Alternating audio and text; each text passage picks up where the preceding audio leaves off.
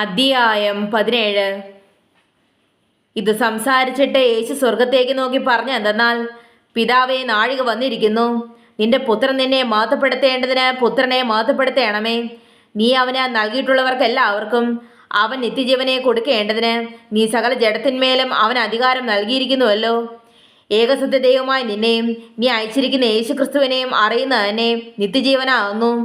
ഞാൻ ഭൂമിയിൽ നിന്നെ മഹത്വപ്പെടുത്തി നീ എനിക്ക് ചെയ്യുവാൻ തന്ന പ്രവൃത്തി തികച്ചിരിക്കുന്നു. ഇപ്പോൾ പിതാവേ, ലോകമുണ്ടാകും മുമ്പേ എനിക്ക് നിന്റെ അടുക്കലുണ്ടായിരുന്ന മോദത്തിൽ എന്നെ നിന്റെ അടുക്കൽ മോദപ്പെടുത്തേണമേ. നീ ലോകത്തിൽ നിന്ന് എനിക്ക് തന്നിട്ടുള്ള മനുഷ്യർക്ക് ഞാൻ നിന്റെ നാമം വെളിപ്പെടുത്തിയിരിക്കുന്നു. അവർ നിനക്കുള്ളവരായിരുന്നു, നീ അവരെ എനിക്ക് തന്നു. അവർ നിന്റെ വചനം പ്രമാണിച്ചുമിരിക്കുന്നു. നീ എനിക്ക് തന്നതെല്ലാം നിന്റെ പക്കൽ നിന്നാകുന്നു എന്ന് അവർ ഇപ്പോൾ അറിഞ്ഞിരിക്കുന്നു. നീ എനിക്ക് തന്ന വചനം ഞാൻ അവർക്ക് കൊടുത്തു, അവർ അത് കൈക്കൊണ്ടു. ഞാൻ നിന്റെ അടുക്കൽ നിന്ന് വന്നിരിക്കുന്നു എന്ന് സത്യമായിട്ട് അറിഞ്ഞും നീ എന്നെ അയച്ചു എന്ന് വിശ്വസിച്ചുമിരിക്കുന്നു. ഞാൻ അവർക്ക് വേണ്ടി അപേക്ഷിക്കുന്നു, ലോകത്തിനു വേണ്ടിയല്ല. നീ എനിക്ക് തന്നിട്ടുള്ളവർ നിനക്കുള്ളവരാകൊണ്ട് അവർക്ക് വേണ്ടി അത്രേ ഞാൻ അപേക്ഷിക്കുന്നത്. എൻ്റേതെല്ലാം നിൻ്റേതും നിൻ്റേത് എൻ്റേതുമാകുന്നു. ഞാൻ അവരിൽ മഹത്വപ്പെട്ടുമിരിക്കുന്നു. ഇനി ഞാൻ ലോകത്തിലിരിക്കുന്നില്ല, ഇവരോ ലോകത്തിലിരിക്കുന്നു. ഞാൻ നിന്റെ അടുക്കൽ വരുന്നു. പരിശുദ്ധ പിതാവേ, അവർ നമ്മെപ്പോലെ ഒന്നാകേണ്ടതിന് നീ എനിക്ക് തന്നിരിക്കുന്ന നിന്റെ നാമത്തിൽ അവരെ കാത്തുകൊള്ളണമേ. അവരുടെ കൂടെ ഇരുന്നപ്പോൾ ഞാൻ അവരെ നീ എനിക്ക് തന്നിരിക്കുന്ന നിന്റെ നാമത്തിൽ കാത്തുകൊണ്ടിരുന്നു. ഞാൻ അവരെ സൂക്ഷിച്ചു. തിരുവഴുത്തിന് നിവൃത്തി വരേണ്ടതിന് ആ നാശയോഗ്യനല്ലാതെ അവരിൽ ആരും നശിച്ചു പോയിട്ടില്ല. ഇപ്പോഴോ ഞാൻ നിന്റെ അടുക്കൽ വരുന്നു. എൻ്റെ സന്തോഷമാർക്കുള്ളിൽ പൂർണ്ണമാകേണ്ടതിന് ഇത് ലോകത്തിൽ വച്ച് സംസാരിക്കുന്നു. ഞാൻ അവർക്ക് നിന്റെ വചനം കൊടുത്തിരിക്കുന്നു. ഞാൻ ലൗകികനല്ലാത്തതുപോലെ അവരും ലൗകികന്മാരല്ലായ കൊണ്ട് ലോകം അവരെ പകച്ചു.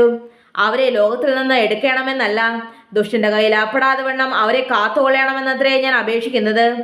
ഞാൻ ലൗകികനല്ലാത്തതുപോലെ അവരും ലൗകികന്മാരല്ല. സത്യത്താൽ അവരെ വിശദീകരിക്കണമേ. നിന്റെ വചനം സത്യമാകുന്നു.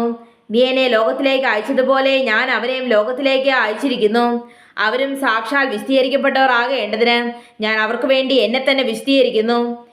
ഇവർക്ക് വേണ്ടി മാത്രമല്ല, ഇവരുടെ വചനത്താൽ എന്നിൽ വിശ്വസിപ്പാനിരിക്കുന്നവർക്ക് വേണ്ടിയും ഞാൻ അപേക്ഷിക്കുന്നു.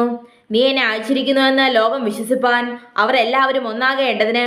പിതാവേ, നീ എന്നിലും ഞാൻ നിന്നിലും ആകുന്നത് പോലെ അവരും നമ്മിലാകേണ്ടതിന് തന്നെ നീ എനിക്ക് തന്നിട്ടുള്ള മഹത്വം ഞാൻ അവർക്ക് കൊടുത്തിരിക്കുന്നു.